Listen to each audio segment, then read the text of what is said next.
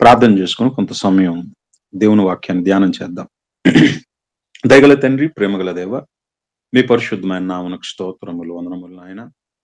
గడిచిన దినాలలో తండ్రి మీ అపారమైన కృప చేత ఎంతగానో ప్రేమించి కాచి కాపాడి క్షేమమునిచ్చి మరి తండ్రి ఈ సమయంలో మీ వాక్కులను ధ్యానించుకున్నటకు మీరు ఇచ్చినటువంటి చక్కటి సమయముకై అవకాశముకై మీకు నిండు వందనములు చెల్లిస్తూ తండ్రి, చెప్పనైనటువంటి నీ దాసుడు వట్టివాడు నాయన, ఆయనను కృపతో జ్ఞాపకం చేసుకునండి, నన్ను మీ ఆధీనంలోని తీసుకునండి. సమయోచితమైనటువంటి జ్ఞానమును జ్ఞాపక శక్తిని అనుగ్రహించి తండ్రి మీ విడలకు మరి తండ్రి అర్థమయ్యే రీతిలో మీ మాటలను వివరించి చెప్పగలుగుటకు ఈ దీనుడి పట్ల కృప చూపమని వేడుకుంటూ నన్ను మీ కృపకు అప్పగించుకుంటూ ఈ ప్రార్థన మీ ప్రియకుమారుడు మరక్షకుడైన యేసే శక్తి కలిగిన నామమును మీకు సమర్పిస్తున్నాను తండ్రి, ఆమేన్. ఆమేన్. మెల్కీసెదెకు ఎవరు? ప్రభునందు ప్రియమైన దేవుని వారలారా, మెల్కీసెదెకు ఎవరు అనేటటువంటి ఈ పాఠం గురించి మరి ధ్యానిద్దాం.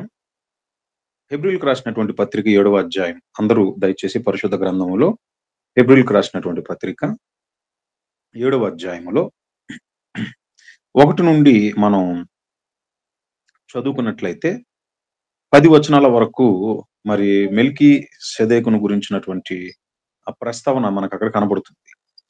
రాజులను సంహారము చేసి తిరిగి వచ్చుచున్న అబ్రహామును ఎవడు కలుసుకొని అతనిని ఆశీర్వదించెనో, ఎవనికి అబ్రహాము అన్నిటిలో 10వ వంతు ఇచ్చెనో, ఆ షాలేము రాజును మహోన్నతుడగు దేవుని యాజకుడైన మెల్కీసెదెకు నిరంతరము యాజకుడుగా ఉన్నాడు.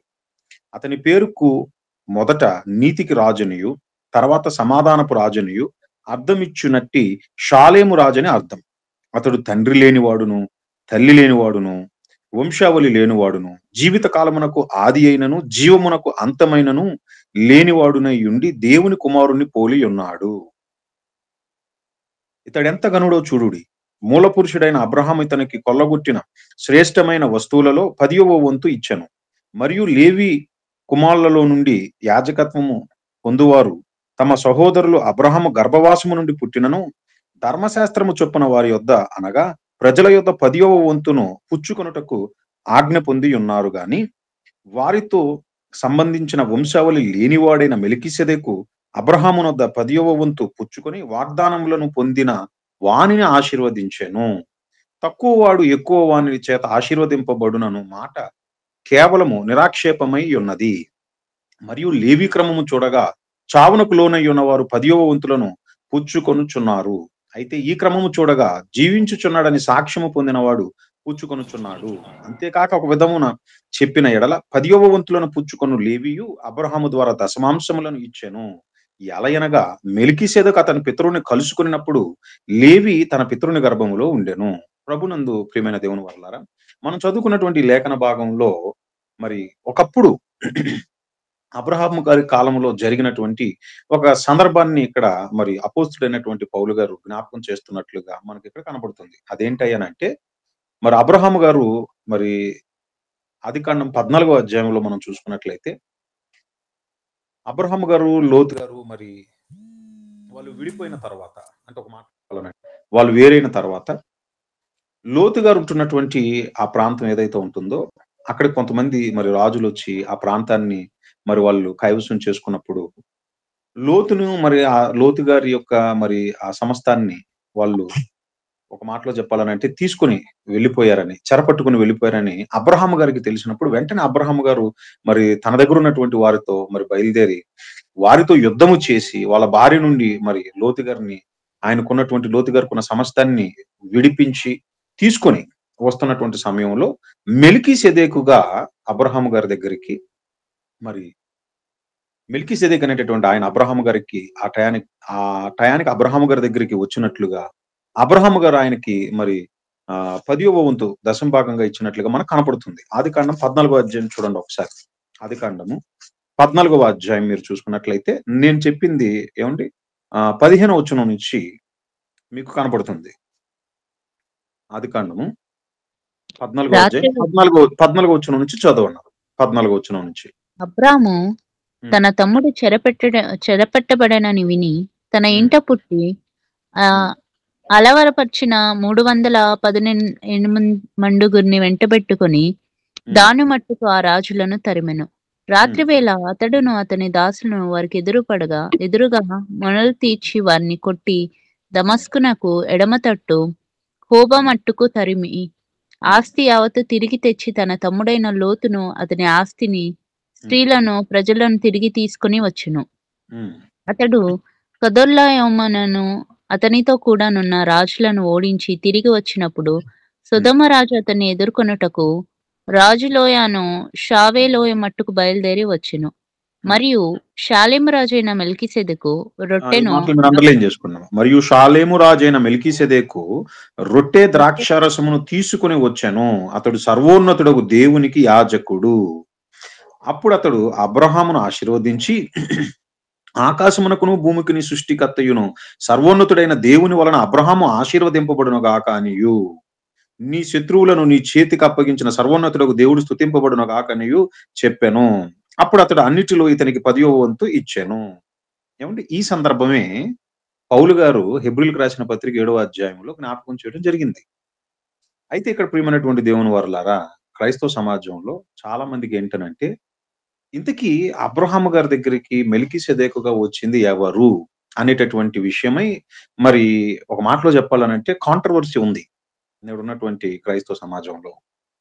కాంట్రవర్సీ ఏంటనంటే, అబ్రహాము గారి దగ్గరికి అలనాడు మెల్కీసెదెకుగా వచ్చింది ఎవరయ్యానంటే యేసుక్రీస్తుల ప్రభువారే అని ఏమండి కొంతమంది. లేదండి యేసుక్రీస్తుల ప్రభువారు కాదు. ఎందుకు యేసుక్రీస్తుల ప్రభువారు కాదనంటే అని ఏమండి వాళ్ళు వేసేటటువంటి ప్రశ్నలు అవేంటయ్యానంటే, ఒకవేళ యేసుక్రీస్తుల ప్రభువారే అయితే ఇప్పుడు మరి హెబ్రీయులకు రాసిన పత్రిక వెళ్దాం. ఏమండి ఇవన్నీ రాసుకోవాలి మీరు చక్కగా. హెబ్రీయులకు రాసినటువంటి పత్రిక అందులో 7వ అధ్యాయం కదండి. 7వ అధ్యాయం అందులో ఏమండి ఇప్పుడు 2, 3 వచనాలను ఒకసారి చదవండి. హెబ్రీయులకు రాసిన పత్రిక 7వ అధ్యాయం 2, 3 వచనాలను ఒకసారి చదవండి. ఇద్దరు కలుసుకొని అతన్ని ఆశీర్వదించును. ఎవనికి అబ్రహాం అన్నిట్లో 10వ వంతు ఇచ్చునో ఆ షాలేము రాజును మహోన్నతుడగు దేవుని యాజకుడైన మెల్కీసెదెకు నిరంతరం యాజకుడుగా ఉన్నాడు. అతని పేరుకు మొదట నీతికి రాజనియు తరువాత సమాధానంకు రాజనియు అర్థమిచ్చు నటి షాలేము రాజని అర్థము.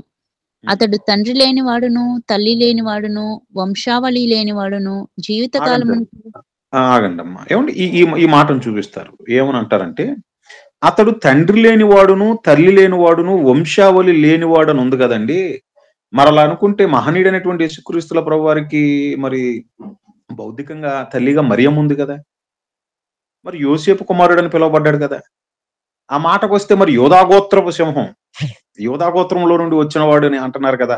అందులోను మీరు మత్తయి గారు రాసిన సువార్తలో చూసుకున్నట్లయితే ప్రారంభంలో ఏమనుందో చూడండి ఒకసారి. మత్తయి గారు రాసిన సువార్త 1వ అధ్యాయంలో ఏమండి, మత్తయి గారు రాసిన సువార్త 1వ అధ్యాయం 1వ వచనంలో అబ్రహాము కుమారుడగు దావీదు కుమారుడైన యేసుక్రీస్తు వంశావళి. ఏమండి ఇక్కడ మరి వంశావళి అంటున్నాడు కదండి. మత్తయి గారు రాసిన సువార్త 1వ అధ్యాయంలో మరి వంశావళి ఉన్నట్లుగా మనకు చాలా స్పష్టంగా కనపడుతుంది. మరి ఇక్కడ చూస్తేనేమో తండ్రి లేనివాడును తల్లి లేనివాడును మరి వంశావళి లేనివాడు అని ఉంది. మరి అలాంటప్పుడు మరి అబ్రహామును మరి మెల్కీసెదెకుగా కలుసుకున్నది యేసుక్రీస్తుల ప్రభువారని మీరు ఎలా చెప్పగలరు? చూసారా, ఇది వాళ్ళ యొక్క ప్రశ్న. Very good. మరొక ప్రశ్న ఏంటనంటే, జీవిత కాలమునకు ఆది అయినను జీవమునకు అంతమునైనను లేనివాడయుండి దేవుని కుమారుని పోలి ఉన్నాడు. దేవుని కుమారుడని లేదండి, దేవుని కుమారుని పోలి ఉన్నాడని ఉంది. దేవుని కుమారుణ్ణి పోలి ఉన్నాడు, దేవుడు కుమారుడని రాయలేదు అక్కడ. కాబట్టి వచ్చింది యేసుక్రీస్తుల ప్రభువారు కాదు మెల్కీసెదెకుగా. దేవదూతలలో ఎవరో ఒక దేవదూత అయి ఉంటారు. అంటే వాదించేటటువంటి ఏమండి వాళ్ళ యొక్క ఏమండి వర్షన్ ఒక మాటలో చెప్పాలనంటే, దేవదూతలలో ఒక దేవదూత ఆనాడు మరి మెల్కీసెదెకుగా అబ్రహాము గారి దగ్గరికి రావటం జరిగింది. లేదా మరికొంతమంది ఏమని అంటారంటే, లేదండి అబ్రహాము గారి కాలములోనే ఆయన ఏంటనంటే ఒక మనిషి అండి, మరి షాలేం అనేటటువంటి ఆ ప్రాంతానికి బహుశా రాజు అయి ఉండొచ్చు. అబ్రహాము గారి కాలంలోనే ఒక వ్యక్తి అండి, అంటే ఒక మాటలో చెప్పాలంటే మనిషే షాలేం అనేటటువంటి ప్రాంతానికి రాజు అయి ఉండొచ్చు. అందుకని షాలేము రాజు అయినటువంటి మెల్కీసెదెకు అనేటటువంటి ప్రస్తావన చేయబడింది అని ఏమండి మరికొంతమంది ఏమండి ఇలాగా మాట్లాడేటటువంటి వాళ్ళు కూడా ఉన్నారు. అయితే ప్రియమైనటువంటి దేవుని వారలారా, ఇప్పుడు దేనిని బట్టి ఏమండి వాళ్ళు వాక్యాన్ని అపార్థం చేసుకున్నారు. వాక్యాన్ని పరిశీలించేటప్పుడు చాలా జాగ్రత్త వహించాలండి. ఏమండి ఇంతకీ అబ్రహాం గారి దగ్గరకు వచ్చింది దేవదూతలలో ఒక దేవదూత, లేకపోతే అలనాడు కాలంలోనే ఒక వ్యక్తా? షాలెం అనేటటువంటి ప్రాంతానికి రాజు అయినటువంటి ఒక వ్యక్తా? ఇంతకీ అసలు అబ్రహాం గారి దగ్గరకు వచ్చింది ఎవరు? మెల్కీసెదెకుగా. దీన్ని తెలుసుకోవాల్సినటువంటి అవసరత ఎంతైనా ఉంది. అంతే కదండీ! వాళ్ళు మరొక మాట అంటారు. మరొక ప్రశ్న అదేంటయ్యానంటే మూడోది, ఒకవేళ యేసుక్రీస్తుల ప్రభువారని మీరంటే, మరిప్పుడు హెబ్రీయులకు రాసిన పత్రిక 9 అధ్యాయం తీయండి. అందులో 28వ వచనాన్ని మీ ముందు పెడతారు. హెబ్రీయులకు రాసిన పత్రిక 9వ అధ్యాయం 28వ వచనం. అలాగుననే క్రీస్తు అలాగుననే చదవండి. అనేకుల పాపములను భరించుటకు ఒక్కసారి అర్పింపబడి తన కొరకు కనిపెట్టుకొని ఉండి వారి రక్షణ నిమిత్తము పాపం లేకుండా రెండోసారి ప్రత్యక్షమగును. ఎన్నిసార్లు ప్రత్యక్షమవుతాడని ఉంది ఇక్కడ? పాపములను భరించుటకు ఒకసారి, తర్వాత మళ్ళీ మళ్ళీ తర్వాత ఏమనుందండి? రక్షణ నిమిత్తము పాపము లేకుండా రెండవసారి ప్రత్యక్షమగునని ఉంది. అంటే సెకండ్ టైం రెండోసారి ప్రత్యక్షం అవుతాడు అని ఉంది. ఇప్పుడు మీరు చెప్పేదట్టయితే ఒకవేళ అబ్రహాము గారి దగ్గరికి మెల్కీసెదెకుగా వచ్చేసినట్లయితే అనుకుంటే, మరి అబ్రహాము గారి దగ్గరికి ఆల్రెడీ మెల్కీసెదెకుగా వస్తే అది మొదట రాకడ అవుతుంది. మరి శరీరధారిగా మరి భూమి మీదకి సర్వమానవాళి పాప పరిహారార్థమై మరి రక్తాన్ని ప్రోక్షించడానికి వచ్చాడు కదా, అది రెండోది అవుతుంది. మరి ఇప్పుడు రాబోయేది అది మూడోది రాకడ అవుతుంది కదా. అర్థమైంది కదండి ప్రశ్న? అబ్రహాం గారి దగ్గరికి వచ్చాడనంటే అది మొదట రాకడైతే, మరి రెండోసారి మరి ఈ భూమి మీదకి వచ్చాడు కదా సర్వమానవాళి వాళ్ళు పాప పరిహారార్థమై, కన్య మరియ గర్భం గుండా వచ్చాడు కదా. మరి ఇప్పుడు మళ్ళీ రానై ఉన్నాడు కదా. మనం అందరం ఏమో క్రీస్తు రెండో రాకడ అంటున్నాము. ఇప్పుడు రాబోయేది మరి మూడోసారి అవుతుంది కదా అని చెప్పి వాళ్ళు వేసేటటువంటి మరొక ప్రశ్న. అయితే ప్రియమైనటువంటి దేవుని వర్లారా, వాళ్ళు వేసే ప్రతి ప్రశ్నలకు ఇప్పుడు ఒక్కొక్కటిగా జవాబు చూద్దాం. ముందుగా ప్రియమైనటువంటి దేవుని వర్లారా, అబ్రహాము గారి కాలంలోనే ఒకవేళ ఒక వ్యక్తి అని అనుకుంటే, షాలెం అనేటటువంటి ఆ ప్రాంతానికి రాజు ఉండి అబ్రహాము గారిని ఎదుర్కోవటానికి వచ్చాడే అని అనుకున్నట్లయితే, అసలు అక్కడ జరిగిన సందర్భం ఏంటి చెప్పండి? ఒకసారి ఆదికాండం 14వ అధ్యాయానికి వెళ్దాం. అక్కడ ఏమని రాయబడి ఉంది? ఆదికాండం 14వ అధ్యాయం. ఆదికాండము 14వ అధ్యాయము.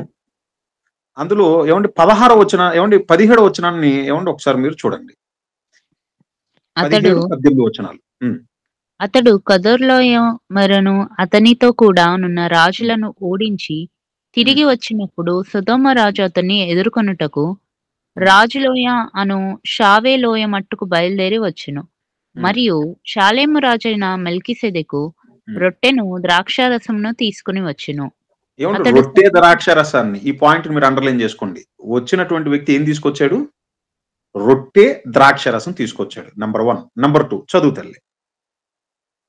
అతడు సర్వోన్నతుడకు దేవునికి యాజకుడు. అప్పుడు అబ్రహాంను ఆశీర్వదించి ఆకాశమునకు ఏం చేశాడండి? వచ్చిన వ్యక్తి అబ్రహామును ఆశీర్వదించాడు. ఇప్పుడు నా ప్రశ్న, ఎవరికి ఆయన ఒక వ్యక్తి అయి ఉంటాడండి, ఆ కాలంలో ఆ ప్రాంతానికి, షాలెం అనే ప్రాంతానికి రాజు అయి ఉంటాడు అని ఒకవేళ అనుకున్నట్లయితే, అబ్రహాం ఎవరు చెప్పండి? నీతిమంతులకు నీతిమంతుడు, అవునా కాదు? అబ్రహాము నీతిమంతుడు. నెంబర్ 2 విశ్వాసులకు తండ్రి. నీతిమంతుడు ప్లస్ విశ్వాసులకు తండ్రి అయినటువంటి వానిని ఆశీర్వదించాలనంటే అతడు అబ్రహాము కంటే గొప్పవాడై ఉంటాడా? లేకపోతే అబ్రహాముతో సమాన స్టేటస్ కలిగిన వాడు అవుతాడా? లేదా ఒక సాధారణమైన వ్యక్తి అవుతాడా? ప్రశ్న అర్థమైంది కదండి మీకు? అబ్రహాము గారిని ఆశీర్వదిస్తున్నాడనంటే ఖచ్చితంగా అబ్రహాము గారి కంటే గొప్పవాడై ఉండాలి, నీతిమంతుడై ఉండాలి. రెండోది, విశ్వాసులకు తండ్రి అయినటువంటి అబ్రహామును ఆశీర్వదిస్తున్నాడు అని అంటే మనం ఆలోచించాలి. వచ్చినటువంటి వ్యక్తి సామాన్యమైనటువంటి వ్యక్తి కాదని. అందుకనే అదే హెబ్రీయులకు రాసిన పత్రికలో పౌలు గారు ఏమని ప్రస్తావిస్తున్నాడో ఒకసారి చూడండి. హెబ్రీయులకు రాసిన పత్రిక 7వ అధ్యాయము, అందులో 4వ వచనం. హెబ్రీయులకు రాసిన పత్రిక 7వ అధ్యాయం 4వ వచనం. ఇతడు ఎంత గనుడో చూడుడి, మూల పురుషుడైన అబ్రహాం ఇతనికి కొల్లగొన్న శ్రేష్టమైన వస్తువులలో 10వ వంతు ఇచ్చెను. మళ్ళీ 6వ వచనంలో ఏమనంటున్నాడు చూడండి. ఏమనంటున్నాడు? వారితో సంబంధించిన వంశావళి లేనివాడైన మెల్కీసెదెకు అబ్రహామును వద్ద 10వ వంతు పుచ్చుకొని వాగ్దానములను పొందిన వానిని ఆశీర్వదించెను. వాగ్దానములను పొందుకున్నటువంటి అబ్రహాము గారిని ఆశీర్వదించాడు. 7వ వచనం. అందుకని పౌలు గారు పరిశుద్ధాత్మ ప్రేరణ చేత ఏమని రాస్తున్నారు చూడండి. అక్కడ 7వ వచనంలో, తక్కువ వాడు ఎక్కువ వాని చేత ఆశీర్వదింపబడునను మాట కేవలము నిరాక్షేపమై ఉన్నది. తక్కువ వాడైనటువంటి అబ్రహాము తనకంటే ఎక్కువ వాడైనటువంటి వాని చేత ఆశీర్వాదమును పొందుకున్నాడు. అంటే వచ్చినటువంటి వ్యక్తి సామాన్యమైనటువంటి వ్యక్తి కాదు, అబ్రహాము కంటే గొప్పవాడు అనేటటువంటి విషయం మనకు అర్థమైపోతుంది. కాబట్టి అబ్రహాము గారి కాలంలో ఏదో ఒక వ్యక్తి ఒక షాలెం అనే ప్రాంతానికి ఒక రాజు అని అనుకోవటానికి వీల్లేదు. అర్థమవుతుంది కదండి. పైపెచ్చు ఆ ఇంట్రడక్షన్ మీరు చూసుకున్నట్లయితే హెబ్రీయులకు రాసిన పత్రిక 7వ అధ్యాయం 2వ వచనంలో ఎవడు కలుసుకొని అతనిని ఆశీర్వదించెనో, ఎవనికి అబ్రహాం అన్నిటిలో 10వ వంతు ఇచ్చెనో ఆ షాలేము రాజును షాలేము ఒక మాటలో చెప్పాలనంటే షాలేం అని అంటే హీబ్రూ పదం అండి. అది శాంతి లేకపోతే సమాధానము అనేటటువంటి అర్థం దానికి. అర్థమవుతుంది కదండి. షాలేము అనగా శాంతి లేకపోతే సమాధానం అని అర్థం. అక్కడ షాలేము రాజు అని అంటే ప్రియమైనటువంటి దేవుని వర్లారా నీతి రాజు లేదా సమాధానపు రాజు అనేటటువంటి అర్థం అక్కడ. ఓకే. నీతి రాజును లేదా సమాధానపు రాజు అయినటువంటి మహోన్నతుడగు దేవుని యాజకుడైనటువంటి మెల్కీసెదెకు నిరంతరము యాజకుడుగా ఉన్నాడు. ఇప్పుడు యేసుక్రీస్తుల ప్రభువారు ప్రియమైనటువంటి దేవుని వర్లారా ఆయన నీతిమంతుడే కదండి. నీతిమంతుడండి. ఒక మాటలో చెప్పాలంటే నీతిమంతులకు రాజు ఆయన. అవునా కాదా? అందుకనే చూడండి, ఇప్పుడు మత్తయి గారు రాసిన సువార్తలో ఆయన అప్పగించిన ఇస్కరియోతు యోధ యేసుక్రీస్తుల ప్రభువారిని గురించి ఇస్తున్నటువంటి ఆ సర్టిఫికేట్ చూడండి ఒకసారి. మత్తయి గారు రాసిన సువార్త 27వ అధ్యాయము అందులో 3వ వచనం చూడండి. అప్పుడు ఆయనను అప్పగించిన యోధ ఆయనకు శిక్ష విధింపబడగా చూచి పశ్చాత్తాపడి ఆ 30 వెండి నాణెములు ప్రధాన యాజకుల యొద్దకు పెద్దల యొద్దకును మరలా తెచ్చి, నేను నిరపరాధ రక్తమును ఫుట్ నోట్ లో మీరు చూసుకున్నట్లయితే నీతిమంతుని రక్తము అంటే ఆయన అప్పగించిన ఇస్కరియోతు యోధానే చెప్తున్నాడు ఆయన నీతిమంతుడని. ఇకపోతే అపోస్తుల కార్యములు 3వ అధ్యాయానికి వెళ్ళిపోతాం. అపోస్తుల కార్యములు 3వ అధ్యాయము అందులో 14వ వచనం చూడండి. అపోస్తుల కార్యములు 3వ అధ్యాయం 14వ వచనం. మీరు పరిశుద్ధుడును నీతిమంతుడునైన వారిని నిరాకరించి, ఎవరిని నిరాకరించాడని చెప్పి అంటున్నాడు పేతురు గారు. అలా నాడున్నటువంటి వారితో మాట్లాడుతూ ఏమని అంటున్నాడు ఆయన? మీరు పరిశుద్ధుడును నీతిమంతుడునైన వానిని నిరాకరించి నరహంతకుడైన మనుష్యుణ్ణి మీకు అనుగ్రహింపమని అడిగితిరి అంటే యూదులతో చెప్తున్నాడు.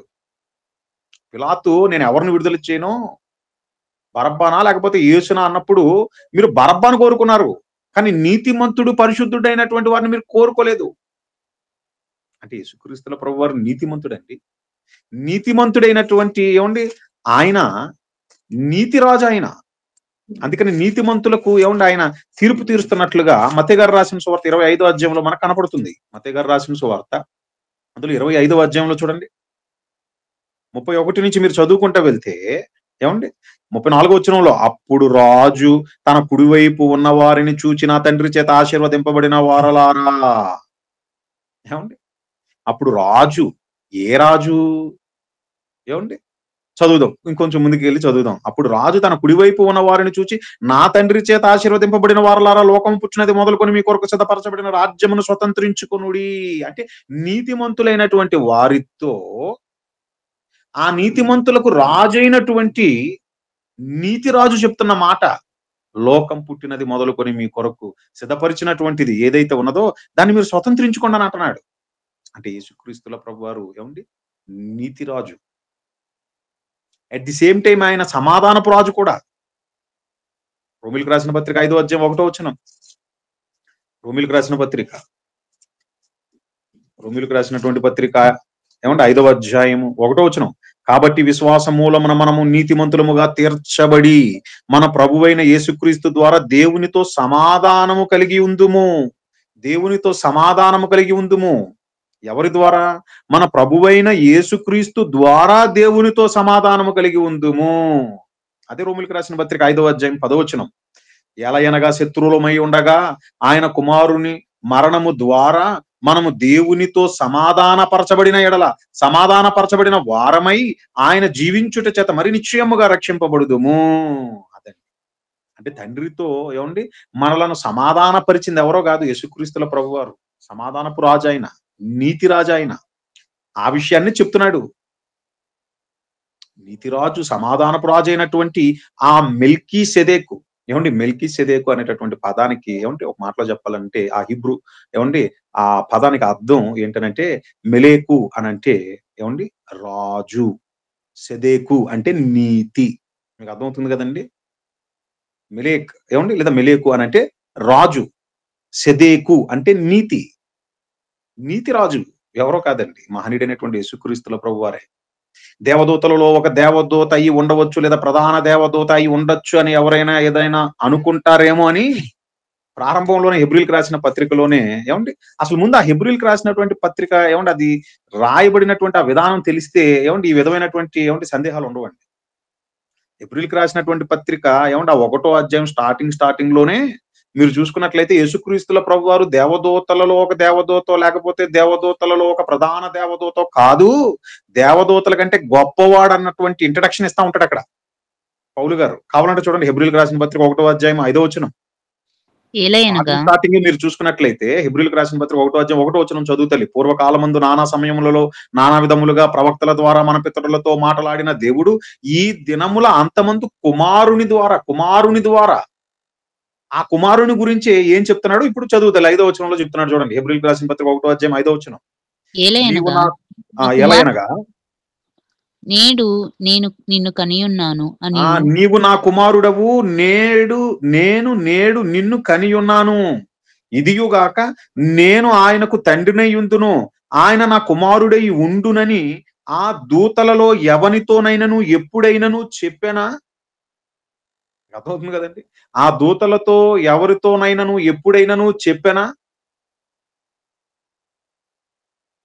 ఇంకా మీరు కిందకెళ్ళి చదువుకున్నట్లయితే రక్షణ అనేటటువంటి స్వాస్యం పొందబోయేటటువంటి వారికి దేవదూతలు సేవకులైనటువంటి ఆత్మలని చెప్తున్నాడు అక్కడ. అంటే దేవదూతలలో ఒక దేవదూతను అనుకోవటానికి వీల్లేదు. యేసుక్రీస్తుల ప్రభువారు దేవదూతల కంటే గొప్పవాడు. అది దేవుని కుమారుడు ఆయన. ఆ విషయాన్ని పౌలు గారు ప్రస్తావిస్తున్నారు. ఆ తర్వాత మీరు ఇదే హెబ్రీయులకు రాసిన పత్రిక 3వ అధ్యాయానికి వచ్చేసారనుకోండి, మాట్లాడితే మీరు మోషే, ప్రవక్త అయిన మోషే అని అంటున్నారు కదా.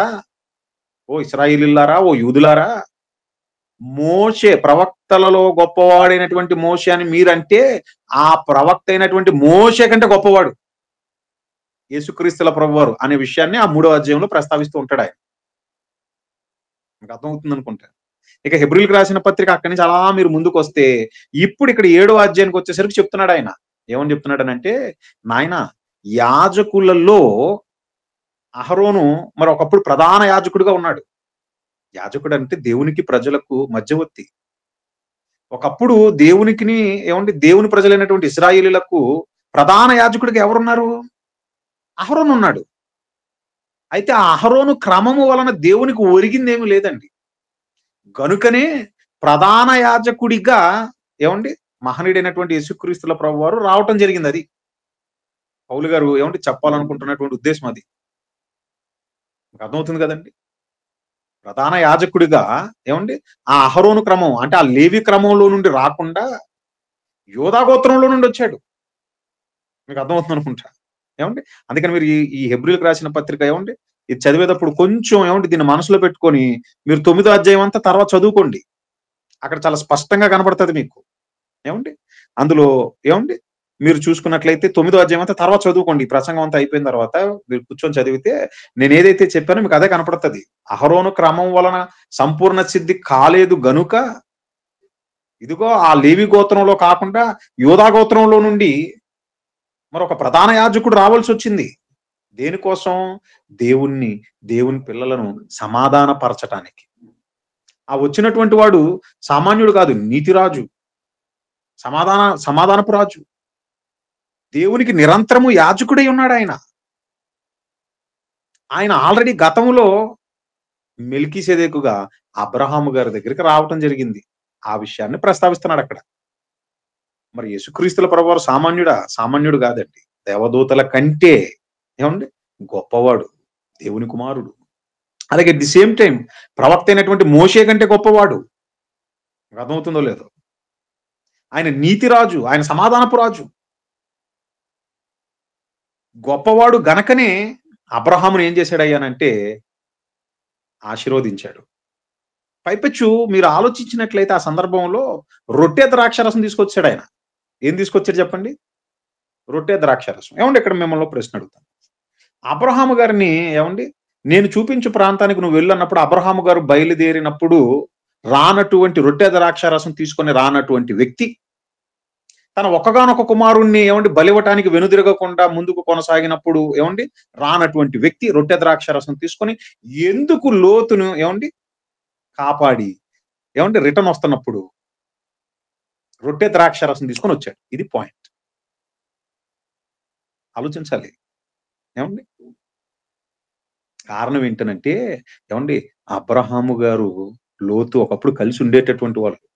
కాకపోతే ఏంటనంటే ఎప్పుడైతే మరి ఆ పశు సంపద ఏమండి పెరిగిపోవటంతో ఆ ఆ పశువులను చూసుకునేటటువంటి ఏమండి ఆ కాపర్లు ఉంటారు కదండి, వాళ్ళకి గొడవలు.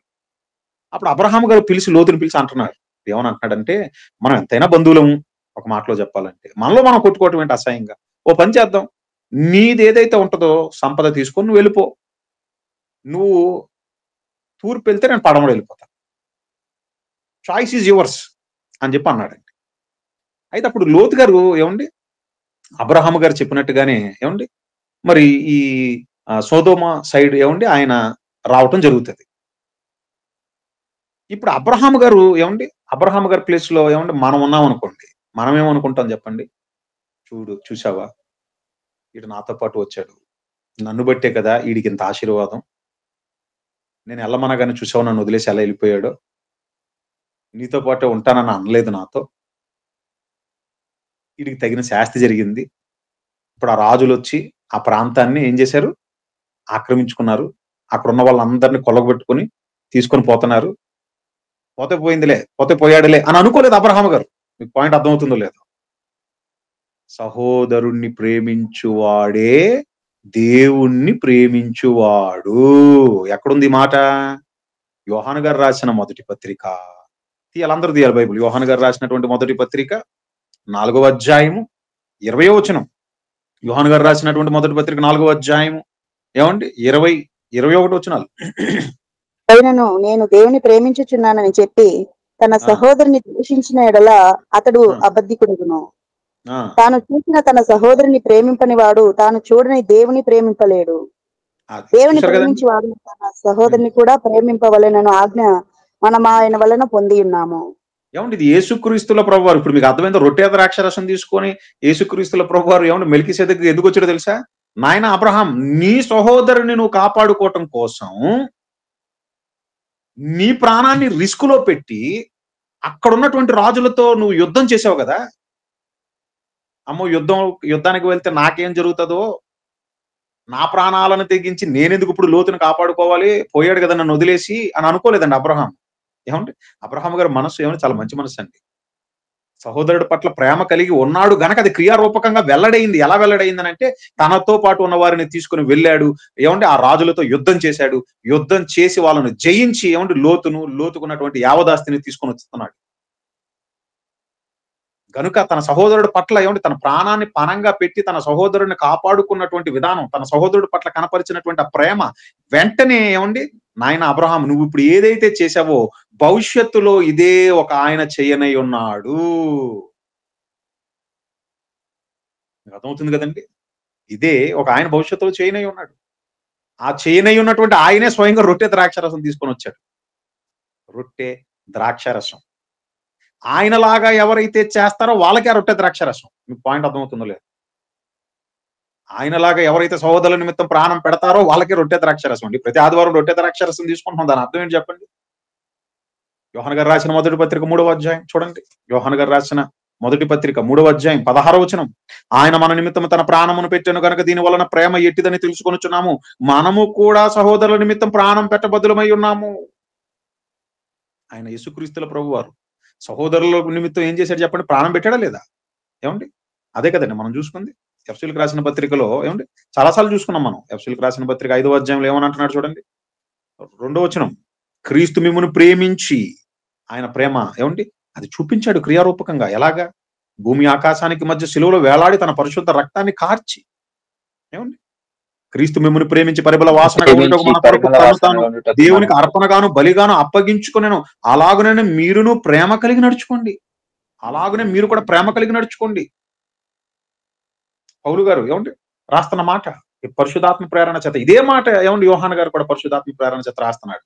ఆయన మన నిమిత్తం ప్రాణం పెట్టి ప్రేమ ఎట్టుదో చూపించాడు. మనం కూడా మన సహోదరుల నిమిత్తం ప్రాణం పెట్టబద్దులమై ఉన్నాం. అలనాడు అబ్రహాము అదే చేశాడండి. లోతును కాపాడేటటువంటి విషయంలో తన ప్రాణాన్ని పణంగా పెట్టాడు. అందుకనే ఏమండి మెల్కీసెదెకుగా ఏమండి యేసుక్రీస్తుల ప్రభు వారు అబ్రహాము గారి దగ్గరికి వచ్చారండి. ఆ మాట ఆయనే యేసుక్రీస్తుల ప్రభు వారు స్వయంగా చెప్పాడు. ఎక్కడ చెప్పాడు? యోహాను గారు రాసిన సువార్తలో ఉంటది. 8వ అధ్యాయంలో ఉంటుంది చూడండి. యోహాను గారు రాసిన సువార్త 8వ అధ్యాయము జాన్ చాప్టర్ 8 ఏమండి వర్స్ ఏమండి 56. యోహాను గారు రాసిన సువార్త 8వ అధ్యాయం 56 నుంచి చదవండి. మీ తండ్రి అయిన అబ్రహాము నా దినమును చూతునని మిగులు ఆనందించెను. మిగులు ఆనందించెను. అది చూసి సంతోషించెను. అది చూచి సంతోషించాను నేను. అందుకు యూదులు నీకు ఇంకా 7 సంవత్సరంలోనూ లేవే.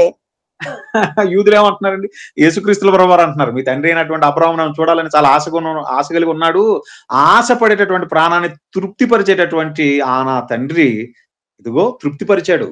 నన్ను చూశాడయ్యా అబ్రహాము అని అనగానే ఏమండి అప్పుడు 57వ వచనం వాళ్ళు ఏమంటున్నారు? అందుకు యూదులు నీకు ఇంకా 50 సంవత్సరాలు లేవే, నీవు అబ్రహామును చూచితివా? ఏమని అంటున్నారు యూదులు? ఈడ్స్తే ఎంత ఒక 50 ఏళ్ళు లేవు నీకు, నువ్వు అబ్రహామును చూడటం ఏంటి? అబ్రహాం ఏనాటి కాలం వాడు, నువ్వేనాటి కాలం వాడువి? సుమారు నీకు ఇంచుమించు ఒక 2000 సంవత్సరాల కిందట ఉన్నటువంటి అబ్రహామును నువ్వు చూసావా? ఆ అబ్రహాము నిన్ను చూశాడా అని అంటున్నారండి. ఎవరు? యూదులు. ఎవరితో అంటున్నారు? యేసుక్రీస్తుల ప్రభువారితో. అప్పుడు అబ్రహాం ఏమంటున్నారు? ఏమంటే క్షమించాలి, యేసుక్రీస్తుల ప్రభువారు ఏమంటున్నారు? లేదు లేదు లేదు అని అంటున్నారా? ఏమని అంటున్నాడు? 58వ వచనంలో చూడండి వాళ్ళకి ఏమని రిప్లై ఇస్తున్నాడు ఆయన. యేసు అబ్రహాము పుట్టక మునుపే నేను ఉన్నానని మీతో నిశ్చయంగా చెప్పుచున్నానని.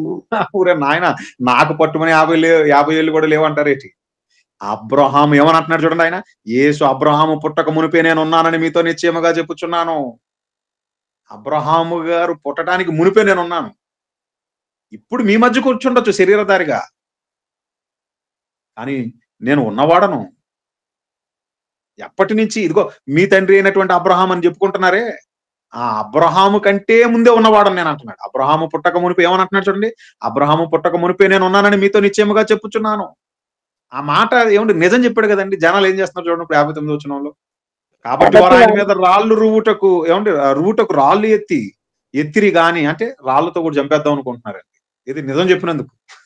ఏమండి యేసు దాగి దేవాలయంలో నుండి బయటికి వెళ్ళిపోయాను.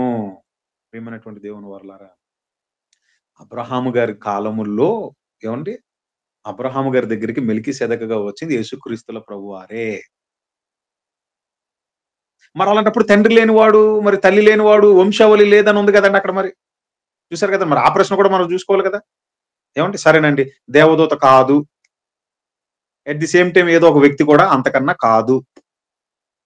మరి అలాంటప్పుడు తండ్రి లేనటువంటి వాడు, మరి అతనికి వంశావళి లేదని, తల్లి లేదని, తండ్రి లేదని ఉంది కదా అక్కడ. మరి హెబ్రీయులకు రాసిన పత్రిక చూడండి. హెబ్రీయులకు రాసినటువంటి పత్రికలో అతడు తండ్రి లేనివాడును, తల్లి లేనివాడును, వంశావళి లేనివాడును, జీవిత కాలమునకు ఆది అయినను జీవమునకు అంతమైనను లేనివాడై ఉండి దేవుని కుమారుని పోలి ఉన్నాడు. ఏమంటే ఇప్పుడు చూసారా, ఇప్పుడు ఈ ప్రశ్నలన్నీ అడుగుతారు మనల్ని. అలాంటప్పుడు మరి తండ్రి లేనివాడు, తల్లి లేనివాడు, వంశావళి లేనివాడు అని ఉంది కదా. మరి తల్లి మరియ ఉంది కదా ఇక్కడ. వంశావళి యోధా వంశంలో అంటే యోధా గోత్రంలో నుండి వచ్చాడు కదా, యోసేపు కుమారుడు అనబడ్డాడు కదా అంటే అది ఎప్పుడది శరీరధారిగా ఈ భూమి మీదకు వచ్చినప్పుడు, అబ్రహాము గారిని కలుసుకున్నప్పుడు. జాగ్రత్తగా వినాలి.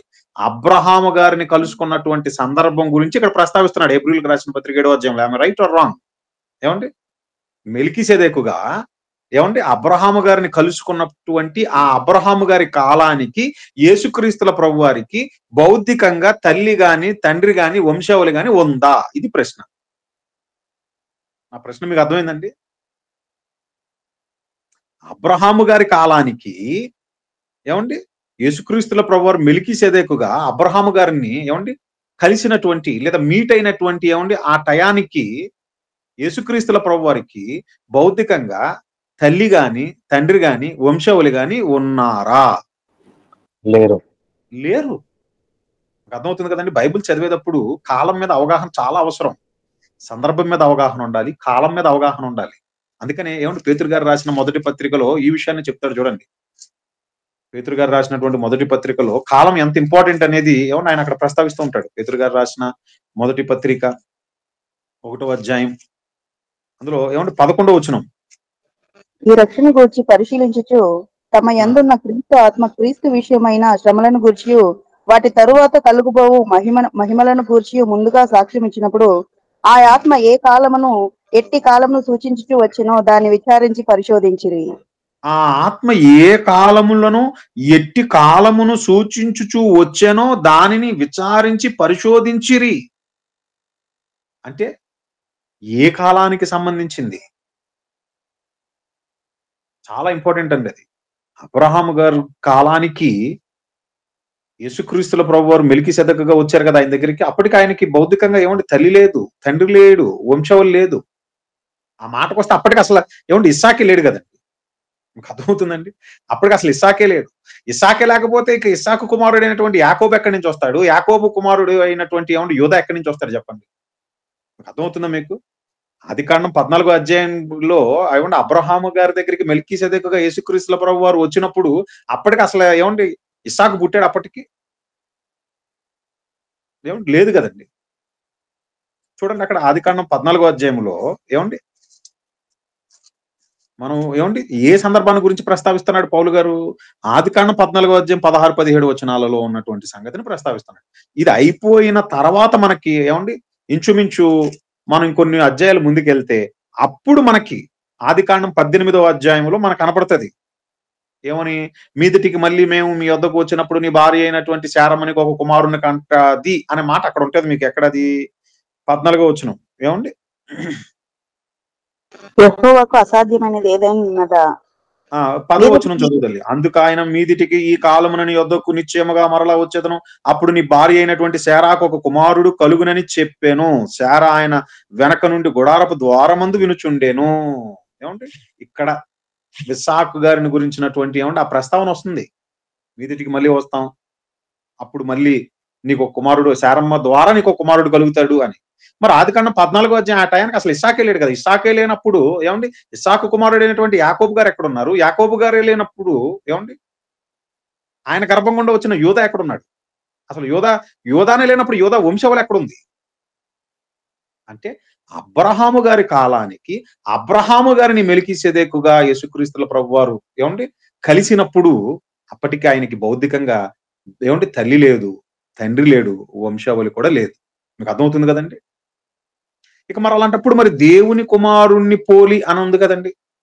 చాలా మంది అడిగేటటువంటి ఏమండి ఆ ప్రశ్నే ఏమని అడుగుతారు చెప్పండి? మరి దేవుని కుమారుణ్ణి పోలి అని ఉంది కదండి అని చెప్పి అంటారండి. దేవుడు కుమారుడని లేదు, దేవుని కుమారుణ్ణి పోలి అని ఉన్నాడు కదా హెబ్రీయులకు రాసినటువంటి పత్రికలో అని అంటున్నారు. హెబ్రీయులకు రాసిన పత్రిక 7వ అధ్యాయంలో చివరికి దేవుని కుమారుణ్ణి పోలి ఉన్నాడను అన్నాడు. అంతేగాని దేవుని కుమారుడు అని అనలేదు కదా అని అంటే అలా అనుకున్నట్లయితే పరిశుద్ధ గ్రంథంలో ఏమంటే కొన్ని వచనాలన్నీ చూపిస్తాను. ఇప్పుడు ప్రకటన గ్రంథం 1వ అధ్యాయానికి వెళ్ళిపోదాం. ప్రకటన గ్రంథము 1వ అధ్యాయము 13 నుంచి 16 వచనాలు చదవండి. ఎవరి గురించి ప్రస్తావిస్తున్నాడో మీరే ఏమండి చెప్పండి. ప్రకటన గ్రంథం 1వ అధ్యాయం 13 నుంచి 16 వచనాలు చదువుతారు. తిరుగుగా 7 సువర్ణ దీప స్తంభములను, ఆ దీప స్తంభముల మధ్యను మనుష్య కుమారుని పోలిన ఒకరిని చూచితిని. ఆయన ఒక్క నిమిషం తల్లి, నిదానంగా చదువమ్మ ఒకసారి. తిరుగగా తిరుగగా 7 సువర్ణ దీప స్తంభములను, ఉమ్, ఆ దీప స్తంభముల మధ్యను మనుష్య కుమారుని పోలిన ఒకనిని చూచి తిని. అది ఇక్కడ ఆగమ్మ. ఎవరిని చూశాడట? మనుష్య కుమారుణ్ణి పోలిన ఒకనిని చూచానని అంటున్నాడు. ఏమంటే అలాగే ఉంది కదా మీ పరిశుద్ధ గ్రంథంలో. ఆ, మరి ఇంతకీ మనుష్య కుమారుణ్ణి పోలిన ఒకడిని చూచానని ఎవరిని గురించి ప్రస్తావిస్తున్నాడో ఇప్పుడు కిందకి చదువు తల్లి. ఇంకొన్ని వచనాలు కిందకు ఒక 3-4 వచనాలు చదవండి. ఆయన ఆయన తన పాదముల మట్టునకు దిగుచున్న వస్త్రమును ధరించుకొని రొమ్మునకు బంగారు దట్టి కట్టుకొని ఉండెను. ఉమ్, ఆయన తల వెంట్రుకలను తెల్లని ఉన్నిని పోలినవై హిమమంత ధవలముగా ఉండెను. ఉమ్, ఆయన నేత్రము అగ్ని జ్వాలల వలె ఉండెను. ఉమ్, ఆయన పాదములు కొలిమిలో పుటము వేయబడి మెరీచున్న అపరంజితో సమానమై ఉండెను. ఉమ్, ఆయన కంఠ స్వరము విస్తార జల ప్రవాహ ధ్వని వలె ఉండెను. ఉమ్, ఆయన తన కుడి చేత 7 నక్షత్రములు పట్టుకొని ఉండెను. ఆయన నోటి నుండి 2 అంచులు గల వాడి అయిన ఖడ్గం ఒకటి బయలు వెడల్చుండెను. ఉమ్, ఆయన ముఖము మహా తేజస్సుతో ప్రకాశించుచున్న సూర్యుని వలె నుండెను. ఉమ్, నేను ఆయనను చూడగానే చచ్చిన వాని వలె ఆయన పాదముల యొద్ద పడి తిని. ఆయన తన కుడి చేతిని నా మీద ఉంచి నాతో ఇట్లా, నేను భయపడకుము, నేను మొదటి వాడును కడపటి వాడును జీవించువాడును, ఉమ్, మృతుడనైతిని గాని ఇదిగో యుగ యుగములకు సజీవుడనై ఉన్నాను. ఉమ్. మరియు మరణము యొక్కయు పాతాళ లోకము యొక్కయు పాతాళపు చెవులు నా స్వాధీనంలో ఉన్నవి. అది. ఏమండి ఇప్పుడు ఎవరిని గురించి ప్రస్తావించాడు అక్కడ? మనుష్య కుమారుణ్ణి పోలి ఉన్న ఒకరిని చూచానని ఇంతకీ ఎవరిని గురించి ప్రస్తావిస్తున్నాడు? ఎవరని మీకు అనిపిస్తుంది? ఇప్పుడు మీరు చెప్పండి. ఏమండి? యేసుక్రీస్తు గురించి. Very good. ఏమండి? మనుష్య కుమారుని పోలి ఉన్న ఒకరిని చూచానని చెప్పి ఏమండి యేసుక్రీస్తుల ప్రభు వారిని గురించి చెప్తున్నాడు అక్కడ. లేదండి మనుష్య కుమారుని పోలిన ఒకరిని అంటే వేరొకడు ఎవడో అని అనుకోవటానికి లేదు. యేసుక్రీస్తుల ప్రభు వారిని గురించి చెప్తున్నాడు అక్కడ. ఇలాంటిదే మీకు మళ్ళీ ప్రకటన గ్రంథం 14వ అధ్యాయం 14వ వచనంలో కూడా ఉంటుంది చూడండి ఒకసారి. ప్రకటన గ్రంథము 14వ అధ్యాయము 14వ వచనం. మరియు నేను చూడగా ఇదిగో తెల్లని మేఘము కనబడెను. మనుష్య కుమారుని పోలిన ఒకడు ఆ మేఘము మీద ఆసీనుడై ఉండెను. ఆయన మనుష్య కుమారుణ్ణి పోలిన ఒకడని అనగానే ఏమండి ఎవరో ఒక దేవదూతనో లేకపోతే ఇంకొకరు ఎవరో అని అనుకోవటానికి లేదు. ఎవరిని గురించి ప్రస్తావిస్తున్నాడో మనం చూసుకుంటా ఏమండి మనుష్య కుమారుణ్ణి అని లేదు కదండి, మనుష్య కుమారుణ్ణి పోలి అని అన్నాడు కాబట్టి వేరొకళ్ళు ఎవరో అని అనుకోవటానికి లేదండి. ఎందుకంటే ఆ సందర్భం అంతా మనం చదువుకుంటా వెళ్తే ఇంతకీ ప్రస్తావిస్తుంది ఎవరిని గురించో కాదు, యేసుక్రీస్తుల ప్రభు వారిని గురించి అని మనకు అర్థమైపోతుంది. చదవండి అమ్మా. ఆయన శిరస్సు మీద సువర్ణ కిరీటమును చేతిలో వాడిగడ కొడవలి ఉండెను. అప్పుడు మరి ఒక దూత దేవాలయం నుండి వెడలి వచ్చి, భూమి పైరు పండి ఉన్నది, కోతకాలం వచ్చిన్నది, నీ కొడవలి పెట్టి కోయమని గొప్ప స్వరముతో ఆ మేఘము మీద ఆసీనుడై ఉన్నవానితో చెప్పెను. మేఘం మీద ఆసీనుడై ఉన్నవాడు తన కొడవలి భూమి మీద వేయగా భూమి పైరు కోయబడెను. ఇంకొక దూత పరలోకమందున్న ఆలయంలో నుండి వెడలి వచ్చెను. ఇతని యొద్దను వాడిగల కొడలి ఉండెను. మరి ఒక దూత బలిపీఠం నుండి వెడలి వచ్చెను. ఇతడు అగ్ని మీద అధికారం నొందినవాడు. ఇతడు వాడి అయిన కొడవలి గల వాణిని గొప్ప స్వరముతో పిలిచి, భూమి మీద ఉన్న ద్రాక్ష పండ్లు పరిపక్వమైనవి, వాడి అయిన నీ కొడవలి పెట్టి దాని గెలలు కోయమని చెప్పెను. చదువుతారు చాలమ్మా. ఈ కాంటెక్స్ట్ అంతా మీరు చదువుతుంటే ఏమండి ఈ మనుష్య కుమారుణ్ణి పోలిన ఒకరిని చూచానని అంటున్నాడు కదా. ఇంతగా మనుష్య కుమారుణ్ణి పోలినటువంటి వాడు ఎవరో కాదండి, యేసుక్రీస్తుల ప్రభువారిని గురించి చెప్తున్నాడు అక్కడ. మీకు అర్థమవుతుంది అనుకుంటాను. మనుష్య కుమారుణ్ణి పోలి అని అన్నాడండి, మనుష్య కుమారుడు అని అనలేదు కాబట్టి అక్కడ మెల్కీసెదెకు యేసుక్రీస్తుల ప్రభువారు కాదని అంటానికి లేదండి. యేసుక్రీస్తుల ప్రభువారిని గురించే ప్రస్తావిస్తున్నాడు. మనుష్య కుమారుణ్ణి పోలి ఉన్న ఒకరిని ఏమంటే ఆయనను గురించే ప్రస్తావించినటువంటి సందర్భాలు చాలా ఉన్నాయి పరిశుద్ధ గ్రంథంలో. ఇక చివరిగా ప్రియమైనటువంటి దేవుని వర్లారా మనం చూసుకున్నట్లయితే మరి ఆయన రాకడ ఈ భూమి మీదకి మరి 3వసారి అవుతుంది కదండి. ఆల్రెడీ మరి ఒకసారి వచ్చేస్తే ఏమంటే అవునా కదా, ఆల్రెడీ ఒకసారి వచ్చేస్తే మెల్కీసెదెకు అబ్రహాము గారి కాలంలో మరి ఆల్రెడీ శరీరధారిగా భూమి మీదకి వచ్చి సర్వమానవాళి పాప పరిహారార్థం రక్తాన్ని ప్రోక్షించాడు కదా, అది 2వసారి అవుతుంది. ఇప్పుడు రాబోయేది మరి అది 3వసారి అవుతుంది అని ఒకవేళ అనుకున్నట్లయితే ఏమండి ఇప్పుడు ఒకసారి హెబ్రీయులకు రాసినటువంటి పత్రిక ఏమండి అందులో 9వ అధ్యాయంలో ఏమండి హెబ్రీయులకు రాసిన పత్రిక 9వ అధ్యాయము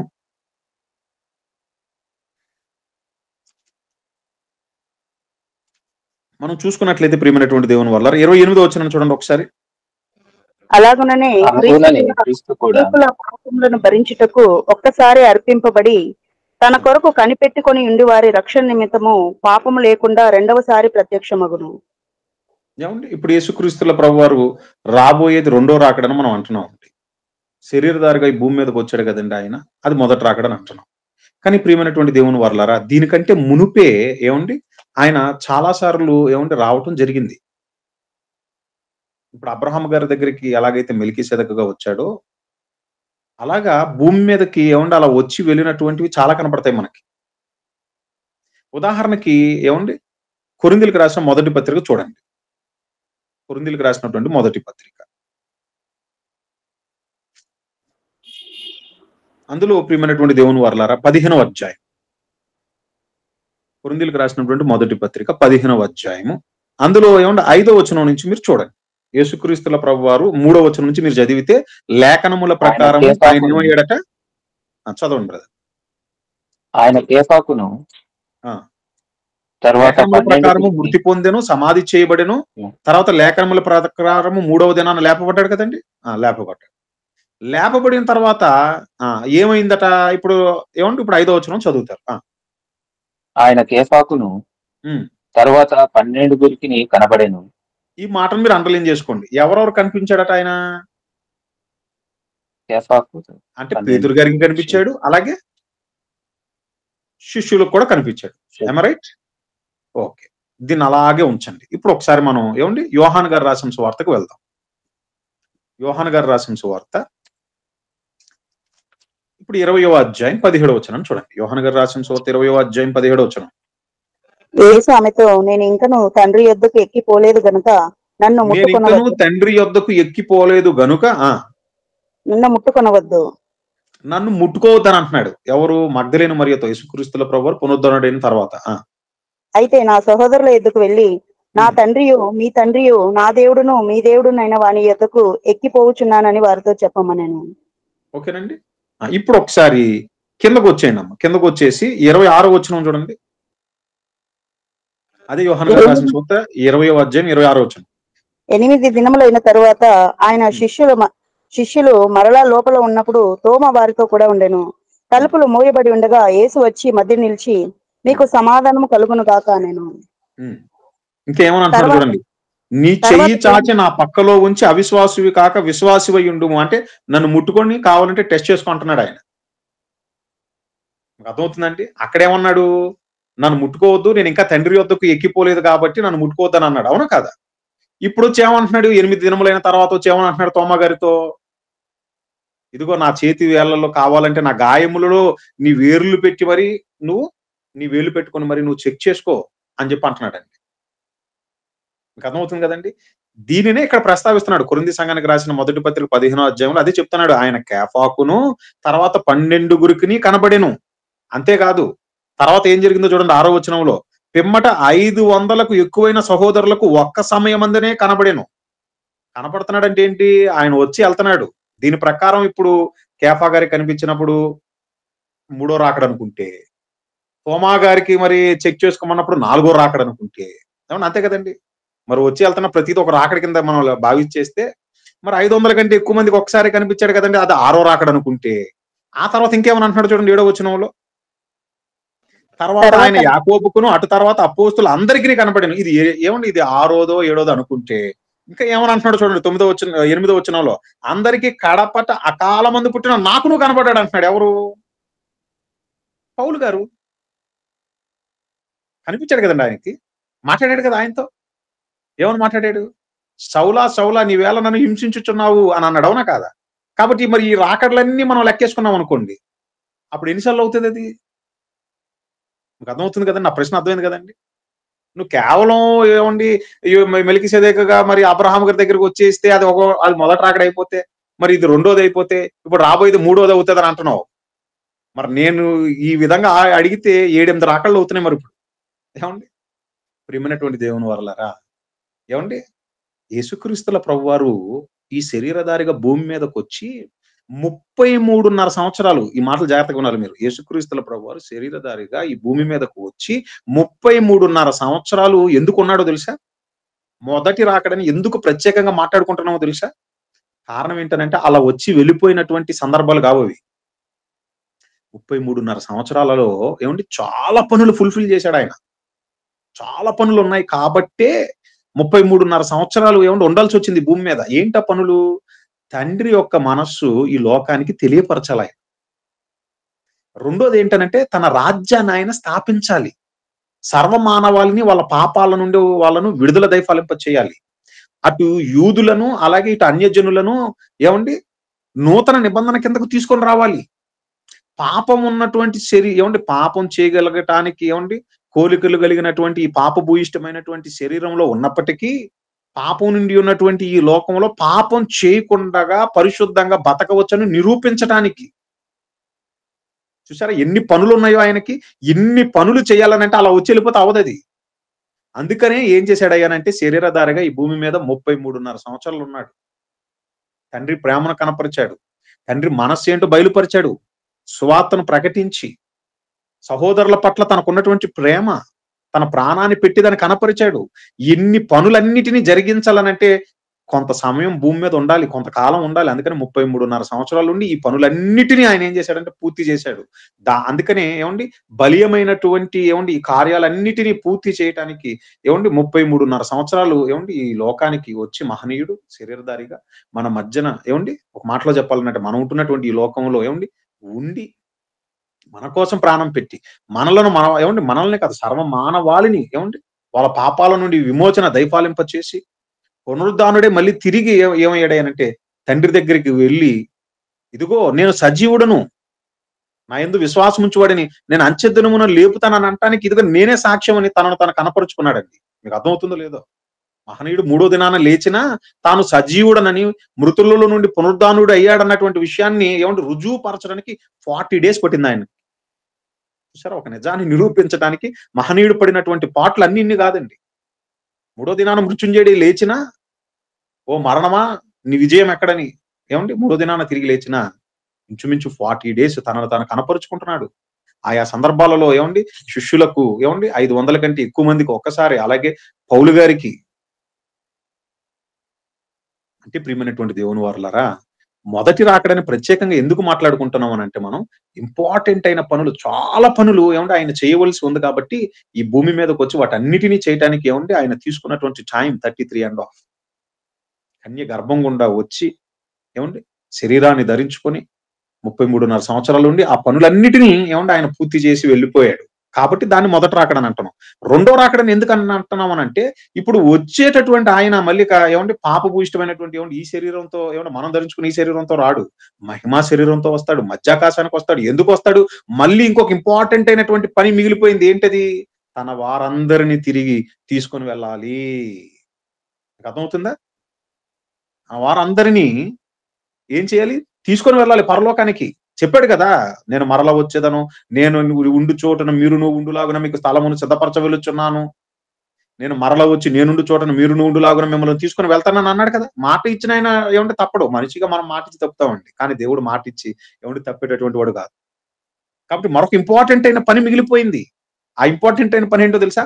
అంచె దినాలనేవి ఏమండి మొదటి రాకడలో ఏమండి ప్రారంభించినటువంటి ఆయన ఇప్పుడు తన రెండవ రాకడతో ఈ అంచె దినాలను ఏమండి ముగించనై ఉన్నాడు. ఈ భూమి దాని మీద ఉన్నటువంటి అన్ని కాలిపోతాయి, పంచభూతములు మికటమైనటువంటి వేండ్రముతో లయమైపోతాయి. తన వారందరినీ మరి తండ్రికి అప్పగించాలి కదా. ఈ రాజ్యాన్ని ఏమంటే తండ్రికి అప్పగించాలి కదా. అంతము లేనటువంటి రాజ్యం. అర్థమవుతుందో లేదో? అదొక ఇంపార్టెంట్ అయిన పని. అందుకనే ఏమండి ఇంపార్టెంట్ అయినటువంటి ఏమండి బలీయమైనటువంటి కారణాల వలన ఏమండి ఈ లోకానికి వచ్చి నెరవేర్చినటువంటి దానిని మొదట రాకడనంటే ఇంకొక ఇంపార్టెంట్ అయిన పని మిగిలిపోయింది. ఈ సృష్టికి ఏమండి ఒక మాటలో చెప్పాలంటే ముగింపు పలకాలి.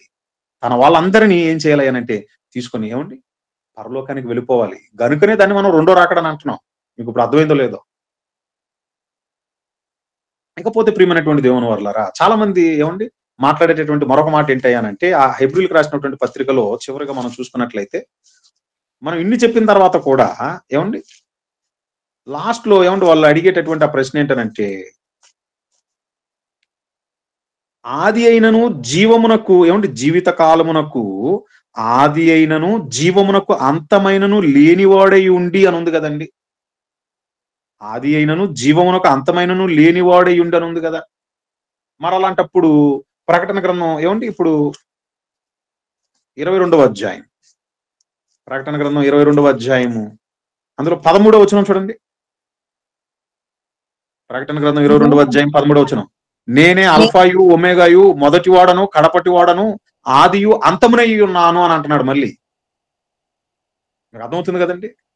ఇదేటండి, అక్కడ చూసుకుంటేనేమో ఆది అయినను జీవమునకు అంతమైనను లేనివాడయ్యను ఉంది కదండి. ఇక్కడికి వచ్చేసరికి ఏమని ఉంది? మళ్ళీ ఇక్కడికి వచ్చేసరికి ప్రకటన గ్రంథం 22వ అధ్యాయం 13వ వచనంలో నేనే అల్ఫాయు ఒమేగాయు, మొదటి వాడను కడపటి వాడను, ఆదియు అంతమునై ఉన్నాను అని అంటున్నాడు. ఆయనకు ఆది అంతము లేదు కదండి యేసుక్రీస్తుల ప్రభువారికి. మరి ఇక్కడ చూస్తేనేమో ఆదియు అంతమునై ఉన్నాను అని అంటున్నాడు.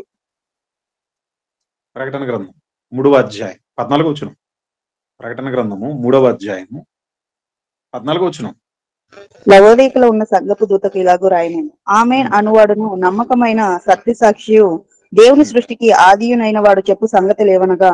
అది ఇప్పుడు చూసారు, ఆన్సర్ వచ్చేసింది మీకు. ప్రకటన గ్రంథం 22వ అధ్యాయము 13వ వచనంలో ఏమనుంది అక్కడ? 22వ అధ్యాయం 13వ వచనంలో నేనే అల్ఫయు ఒమేగాయును, మొదటి వాడను కడపటి వాడను, ఆదియు అంతమునై ఉన్నాను అన్నాడే. దేనికి ఆది దేనికి అంతము? దేనికి ఆదియు దేనికి అంతము అయి ఉన్నాడు యేసుక్రీస్తుల ప్రభువారు. దేనికి ఆది దేనికి అంతం అని అంటే ఇదిగో ఇప్పుడు చెప్తున్నాడు చూడండి. ప్రకటన గ్రంథం 3వ అధ్యాయం 14వ వచనంలో చెప్తున్నాడు. దేనికి ఆదియు దేనికి అంతమై ఉన్నాడట. చదువు తల్లి. ఆమేన్ అనువాడును నమ్మకమైన సత్యసాక్షియు దేవుని సృష్టికి ఆదియునైన వాడు చెప్పు సంగతి లేదు. దేనికి? దేవుని సృష్టికి ఆదియు అంతమై ఉన్నటువంటి వాడు. మీకు అర్థమవుతుంది కదండి. నేనే ఆదియు అంతమునై ఉన్నానంటే దేనికి ఆది అంతము? యేసుక్రీస్తుల ప్రభు వారికి ఏమంటే ఆయన జీవానికి ఆది లేదు అంతము లేదు. మీకు పాయింట్ అర్థమవుతుందో లేదో. కానీ ఈ సృష్టి ఉందే, మనం అనిపిస్తున్నటువంటి ప్రకృతి ఉందే, కలుగజేయబడి ఉన్నది ఏదియు ఆయన లేకుండా కలుగజేయబడలేదు. మీకు అర్థమవుతుందో లేదో. కలుగజేయబడినటువంటి ఈ సృష్టి ఏదైతే ఉన్నదో ఆయన లేకుండా కలగజేయబడలేదు. ఈ సృష్టి ఏమండి కలగజేయబడటానికి ప్రారంభికుడు ఆయనే. ఈ సృష్టి నాశనం అయిపోవటానికి ముగింపుకు ఏమండి కారకుడు ఆయనే. మీకు పాయింట్ అర్థమవుతుందో లేదో. ఈ దేవుని సృష్టికి అది చెప్తున్నాడు. అందుకనే దేవుని సృష్టికి ఆదియునైన వాడు చెప్పు సంగతి లేవనగా. నేనే ఆది అంతమునై ఉన్నానంటే దేనికి ఆది అంతము? దేవుని సృష్టికి మహనీయుడైనటువంటి యేసుక్రీస్తుల ప్రభువారు ఆదియు అంతమునై ఉన్నాడు. అంతేగాని ఆయన జీవమునకు ఏమండి ఆది లేదు అంతము లేదు. మీకు పాయింట్ అర్థమై ఉంటది ఏమండి. కాబట్టి ఆ ప్రకటన ఆ హెబ్రీయులకు రాసిన పత్రిక 7వ అధ్యాయంలో అదే చెప్తున్నాడు. ఆది అయినను జీవమునకు అంతమైనను లేనటువంటి వాడు, నిరంతరము దేవునికి యాజకుడు, ఏమండి షాలేము రాజు అనగా నీతి రాజు లేదా సమాధానపు రాజు. ఎవరో కాదు, అబ్రహామును మెల్కీసెదెకుగా ఏమండి కలుసుకున్నటువంటి వాడు, రొట్టె ద్రాక్షారసాన్ని ఏమండి ఇచ్చి అబ్రహామును ఆశీర్వదించి అబ్రహాము నుండి ఏమండి ఆ 10వ వంతు పుచ్చుకున్నటువంటి ఏమండి ఆ గొప్పవాడు మహనీయుడైనటువంటి యేసుక్రీస్తుల ప్రభు వారే. అర్థమైంది కదండి. ఇప్పుడు చెప్పండి, మెల్కీసెదెకు ఎవరు? హెబ్రీయులకు రాసిన పత్రిక 7వ అధ్యాయంలో యేసుక్రీస్తుల ప్రభువారు. క్లియర్? కళ్ళు మూసుకొని ప్రార్థన చేసుకుందాం. దయగల తండ్రి, ప్రేమగల దేవ, మీరు రాయించిన పరిశుద్ధ గ్రంథములో ఉన్నటువంటి ప్రతి మాట మరి తండ్రి ఎంతో విలువైనది నాయన. జీవమునకు మరి తండ్రి ఆది అంతము లేనటువంటి వాడు, కానీ సృష్టికి ఆది అంతమై ఉన్నటువంటి ఆ మహనీయుడు మెల్కీసెదెకుగా మరి తండ్రి అబ్రహాము గారిని కలుసుకుని ఆశీర్వదించి రొట్టె ద్రాక్షారసమునిచ్చి అబ్రహాము నుండి మరి తండ్రి 10వ వంతును పుచ్చుకొని గొప్పవాడైనటువంటి వాడు తనకంటే తక్కువైన వాడిని ఆశీర్వదించినటువంటి ఆ సందర్భాన్ని పౌలు గారి ద్వారా మరి తండ్రి హెబ్రీయులకు రాసిన పత్రికలో మీరు జ్ఞాపకం చేసి ఉండగా ఆ మెల్కీసెదెకుగా వచ్చినటువంటి ఆ మహనీయుణ్ణి గుర్తించక, వాక్యం మీద సరైన అవగాహన లేక వచ్చినటువంటి వారు దేవదూతల్లో ఎవరో ఒకరు ఉంటారనేటటువంటి ఆ నమ్మకాలతో ఎవరో ఒక సామాన్యమైనటువంటి వ్యక్తి లేకపోతే ఒక రాజు అని అనుకుంటూ వాస్తవాలను మరి తండ్రి తెలుసుకొనక క్రైస్తవుల్లో అనేకులు మరి తండ్రి సత్యానికి బహు దూరంగా ఉంటున్నారు నాయన. అయితే మీ పిల్లలమైనటువంటి మమ్మలను ప్రేమించి సత్యాన్ని తెలుసుకొని మీ ప్రియకుమారుని ద్వారా మరి తండ్రి మీరు అనుగ్రహించినటువంటి రక్షణ భాగ్యం సహోదరుల పట్ల ప్రేమ కలిగి ఉండాలని, సహోదరులను కాపాడేటటువంటి ఆ పని మీకు ఇష్టమైనటువంటి కార్యమని, ఆ కార్యాన్ని జరిగించినటువంటి అబ్రహాము గారి దగ్గరికి మెల్కీసెదెకుగా మరి తండ్రి మీ ప్రియకుమారుని పంపించారు. తర్వాత మా కోసం ఈ లోకానికి శరీరధారిగా పంపించారు. మాకు రక్షణ భాగ్యమును అనుగ్రహించారు ఆయన ద్వారా. అందుని బట్టి మీకు నిండు వందనములు, కృతజ్ఞతలు. మేము కూడా మా సహోదరుల నిమిత్తం ప్రాణం పెట్ట బద్దులమై ఉన్నామని, ప్రేమ లేక మరి తండ్రి మేము జీవించినట్లయితే మేము వ్యర్థులమని, ప్రేమ కలిగి జీవించినట్లయితే మీకు ఇష్టలం అవుతామని వాక్యాన్ని మరి తండ్రి పరిశీలించక, పరిశోధించక, ఒకవేళ మరి తండ్రి మేము ఉన్నట్లయితే మోసపోయే ప్రమాదం ఉందని, సత్యాన్ని తెలుసుకుని సత్య సంబంధులుగా మేము ఉండాలని మీరు మా పట్ల చూపుచున్న కృపకై మీకు నిండు వందనములు, కృతజ్ఞతలు. కలిగజేయబడిన రక్షణ భాగ్యమును నిర్లక్ష్యం చేయక ఎల్లప్పుడూ సత్క్రియలు ఆసక్తి కలిగి మీ కొరకు బ్రతికేటటువంటి విషయంలో మేము ఎల్లప్పుడూ ముందు ఉండగలిగేటటువంటి ఆ మంచి మనసును మాకు అనుగ్రహించండి. మా యందు మాకు శుద్ధ హృదయమును అనుగ్రహించండి. మీ బిడ్డలు మరి ఎవరెవరు ఏ పరిస్థితుల మధ్య ఉన్నారో నాకైతే తెలియదు నాయన, కానీ అందరి స్థితిగతులను మరి తండ్రి ఎరిగి ఉన్నవాడు నీవు. యోగ్యులైనటువంటి బిడ్డల విషయంలో కలుగజేసుకుని మరి తండ్రి వారికి సహాయపడవలసిందిగా వేడుకుంటూ మమ్మల్ని అందరినీ మరొకసారి మీ కృపకు అప్పగించుకుంటూ ఈ ప్రార్థన మీ ప్రియకుమారుడు మా రక్షకుడైన యేసు శక్తి కలిగిన నామమును మీకు సమర్పిస్తున్నాను తండ్రి. ఆమేన్. ఆమేన్. అందరికీ ప్రభు పేరిట హృదయపూర్వక వందనములు. ఆమేన్. మరి చెప్పబడిన ఈ పాఠం మరి మీకు అర్థమైందని నేను అనుకుంటున్నాను. కొంచెం మరి ఆలస్యమైంది, అందుకు మీరందరూ మన్నించాలి. కొంచెం పని ఒత్తిడిలో ఉండటం మూలంగా అప్పటికి నా వంతు నేను కనీసం 8 గంటలకు రావడానికి ప్రయత్నించాను, కానీ కొంచెం అనుకున్న దానికన్నా ఒక 20 నిమిషాలు సమయం ఆలస్యమైంది. అయినా సరే పాఠం మాత్రం మరి ఎక్కడ ఏది మరి స్కిప్ చేయకుండా ఏవేవైతే చాలా మంది మరి ప్రశ్నలుగా సంధిస్తూ మెల్కీసెదెకుగా వచ్చింది యేసుక్రీస్తుల ప్రభువారైతే మరి ఇలా ఉంది కదా, ఇలా ఉంది కదా అని ఏ ఏ ప్రశ్నలు అయితే వాళ్ళు సంధిస్తుంటారో ఆ ప్రశ్నలన్నిటికీ మరి జవాబు చెప్పడం జరిగింది. కాబట్టి విన్నటువంటి పాఠం మీకు అర్థమైందని నేను అనుకుంటున్నాను. అబ్రహాము గారి కాలానికి మళ్ళొకసారి నేను క్లుప్తంగా మీకు చెప్పాలని అనుకుంటున్నాను. అబ్రహాము గారి కాలానికి మెల్కీసెదెకుగా వచ్చినటువంటి యేసుక్రీస్తుల ప్రభు వారికి అప్పటికి భౌతికంగా తల్లి లేదు, తండ్రి లేడు, అలాగే వంశావళి కూడా లేదు. అది నెంబర్ 1. ఇక నెంబర్ 2, అబ్రహాము నీతిమంతులకు అంటే నీతిమంతుడు పైపచ్చి విశ్వాసులకు ఒక మాటలో చెప్పాలనంటే తండ్రి. అలాంటి వాడిని ఎవరు ఆశీర్వదిస్తారు? విశ్వాసులకు కర్త అయినటువంటి యేసుక్రీస్తుల ప్రభువారే అబ్రహాము కంటే గొప్పవాడైన వాడు ఆశీర్వదించాలి. ఆ విషయాన్ని అక్కడ ప్రస్తావించాడు. తక్కువైనటువంటి వాడు ఎక్కువైన వాని చేత ఏం చేశాడు అంటే దీవెనలు పొందుకున్నాడు. ఇక యేసుక్రీస్తుల ప్రభువారు ఆ హెబ్రీయులకు రాసిన పత్రిక 1వ అధ్యాయం నుంచి మీరు చదువుకుంటూ వెళ్ళాలే గాని ఆయన దేవదూతలలో ఒక దేవదూత కాదు, లేకపోతే ఒక ప్రధాన దేవదూత అంతకన్నా కాదు, దేవదూతల కంటే గొప్పవాడు, దేవుని కుమారుడు అని ఏమండి పౌలు గారు చెబుతూ ఆ మాటకొస్తే ప్రవక్తలందరిలో కల్లా మోషే మరి గొప్ప ప్రవక్తని మీరు భావిస్తున్నారు కదా, ఆ మోషే కంటే గొప్పవాడు అంటే ప్రవక్తల కంటే గొప్పవాడు. ఆ మాటకొస్తే మరి దేవునికిని అలాగే ప్రజలకు మధ్యవర్తి అయినటువంటి ఒకప్పటి మరి ప్రధాన యాజకుడైనటువంటి అహరోను కంటే గొప్పవాడు. పాయింట్ అర్థమవుతుందో లేదు అని యేసుక్రీస్తుల ప్రభువారిని ఎలివేట్ చేస్తూ అంటే ఆయన గొప్పతనాన్ని ప్రస్తావిస్తూ రాయబడిన పత్రికే హెబ్రీయులకు రాసిన పత్రిక. ఆ పత్రికలో నిరంతరము దేవుని యాజకుడైనటువంటి మహనీయుడైనటువంటి యేసుక్రీస్తుల ప్రభువారిని గురించి ప్రస్తావిస్తూ మెల్కీసెదెకుగా ఈయన ఆల్రెడీ ఈ దేవుని ప్రధాన యాజకుడు, నిరంతరము దేవునికి మరి ప్రధాన యాజకుడైనటువంటి ఈ యేసుక్రీస్తుల ప్రభువారు ఆల్రెడీ అబ్రహాము గారి కాలంలోనే మెల్కీసెదెకుగా అబ్రహాము గారి దగ్గరికి రావటం జరిగిందన్నటువంటి విషయాన్ని ప్రస్తావించాడు అంతే అక్కడ. ఇంకా అర్థమవుతుందో లేదు, అది మీరు ఆ 1వ అధ్యాయం నుంచి మీరు చదువుకుంటూ వెళ్తే మీకు క్లారిటీ వచ్చేస్తుంది క్లియర్ గా. 7వ అధ్యాయానికి వెళ్ళేసరికి అది యేసుక్రీస్తుల ప్రభువారిని గురించి చెప్తున్నాడు. అవును, అహరోను ఏమండి ఒక మాటలో చెప్పాలంటే లేవి క్రమంలో మరి ప్రధాన యాజకుడిగా ఉన్నటువంటి అహరోను ఏమంటే ఆ లేవి క్రమం వలన దేవుడికి ఒరిగింది ఏమి లేదండి. ఎందుకంటే ఏటేటా బలులు అర్పించేటటువంటి వాళ్ళు మనుషుల యొక్కయు, ఒక మాటలో చెప్పాలంటే గొర్రెల యొక్కయు మేకల యొక్కయు ఏమండి ఆ రక్తం వలన మనుషులు ఏమండి పవిత్రులు కాలేరు. మరి ఎవరి వలన మరి పవిత్రత అంటే మరి రక్తం ప్రోక్షింపబడాలి. అది కూడా ఎవరిది? నీతిమంతుడిది, పరిశుద్ధుడిది. మనుషుల్లో ఇంకా వేరొకళ్ళది ఎవరిది ప్రోక్షించిన ఉపయోగం లేదు, ప్రయోజనం లేదు.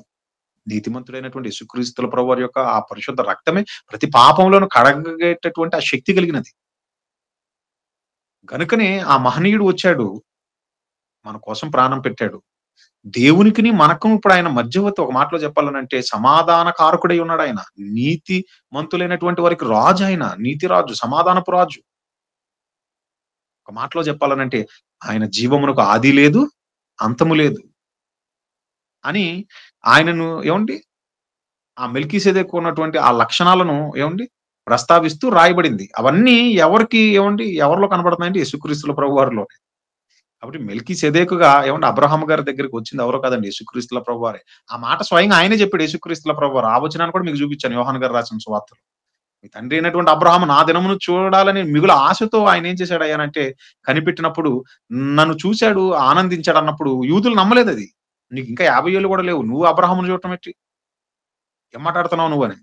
అయితే అప్పుడు చెప్తున్నాడు యేసుక్రీస్తుల ప్రభువారు, అబ్రహాము పుట్టక మునిపే నేనున్నాను, మీ తండ్రి అయిన అబ్రహాము నన్ను చూచాడు, చాలా ఆనందించాడు ఆ రోజు అని అంటున్నాడు.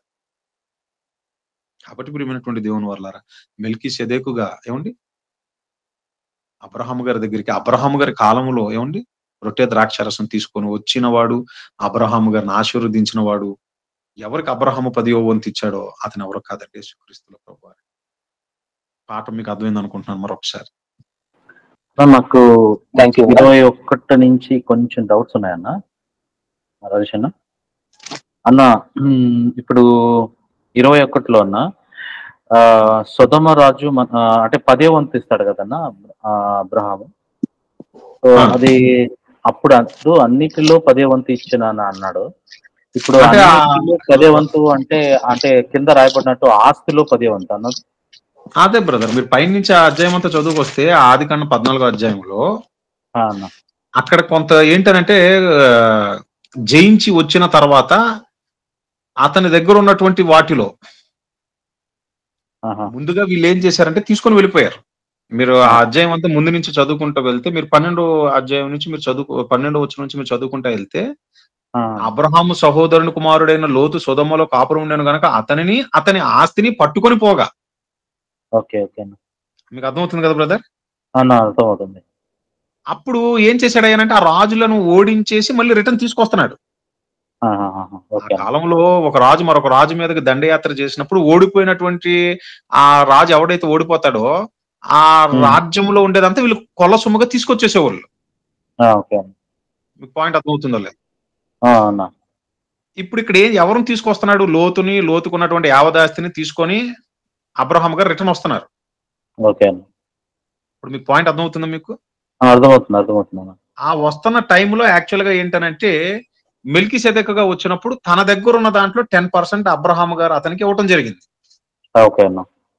ఆ తర్వాత ఇప్పుడు మీరు చూసుకున్నట్లయితే 21వ వచనంలో సొదొమ రాజు మనుష్యులు నాకిచ్చి ఆస్తిని నీవే తీసుకొనమని అబ్రహాముతో చెప్పగా, అంటే మొత్తం ఇక్కడ అంటే ఇప్పుడు మరలి ఎందుకు అంటే సొదొమ రాజు ఇవ్వడానికి ఇప్పుడు ఆయన సడన్ గా అబ్రహాం గారికి కనబడినప్పుడు ఆస్తి ఈయనకి ఇవ్వాలా అనే ప్రశ్న కానీ మరి లేకుంటే ఈయనకి ఎందుకు ఆస్తి అనే ఆ ప్రశ్నలు ఏమైనా వస్తాయన్న అక్కడ? అలా కాదు బ్రదర్. యాక్చువల్ గా మీరు 8వ వచనం నుంచి చదివితే అప్పుడు సొదొమ రాజును గొమొర్రా రాజును అని వాళ్ళు ఏంటనంటే ఒక మాటలో చెప్పాలనంటే ఓడిపోతారు వచ్చిన రాజులతో. ఆహా. ఆ ప్లేసులో ఉన్నదంతా తీసుకొని వెళ్ళిపోయారు ఆ వచ్చినోళ్ళు. ఓకే అన్న. అబ్రహాము ఎళ్లి ఫైటింగ్ చేసి మళ్ళీ వాళ్ళందరిని తీసుకొని వస్తున్నప్పుడు ఆ, ఆ ప్లేసులో ఉన్న ఆ ప్లేస్‌లో నుంచి ఏవైతే ఆ రాజులు తీసుకొని వెళ్ళిపోయారో ఆ, ఆ. అవన్నీ మళ్ళీ రిటర్న్ తీసుకొచ్చేసాడు. అవునన్న. లేదా మీరు ఒకటో వచనం నుంచి చదవండి. మీకు క్లారిటీగా ఉంటది యాక్చువల్‌గా. ఆదికాండం 14 అధ్యాయం ఒకటో వచనం నుంచి చదవండి ఒకసారి. అంటే ఈ వచనం అర్థమైందన్న. అంటే నా ప్రశ్న ఏంటంటే ఆ ఇక్కడ అంతవరకు మరి మెల్కీసెదెకు అనే రాజు అంటే యేసుప్రభు వారు ఆ లైఫ్ లో అబ్రహాం గారి యొక్క లైఫ్ లో అంతకుముందు కనపడ్డాడో లేదో నాకు తెలియదు కానీ అప్పుడు సడన్ గా కనపడేసరికి ఆయన 10వ వంతు ఇవ్వటానికి గల కారణం ఏమి అని నా డౌట్ అన్న.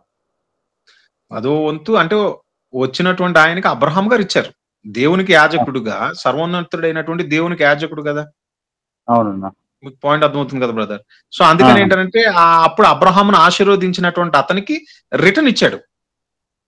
అతను ఇమ్మని అనలేదు, నాకు 10% ఇమ్మని అడగలేదు. అబ్రహాముకి ఇవ్వాలని అనిపించి ఇచ్చాడు అది.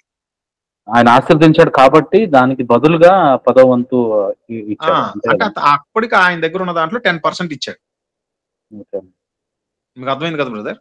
అర్థమైందన్న. ఆ 10% కూడా విచిత్రం ఏంటంటే ఆ 10% ఆ తర్వాత కాలంలో మీరు చూస్తే దేవుడు ఇశ్రాయేలులను 10% ఇమ్మన్నాడు. అవునన్నా. ఆ విషయాన్ని అక్కడ ప్రస్తావిస్తూ ఉంటాడు హెబ్రీయులకు రాసిన పత్రికలో.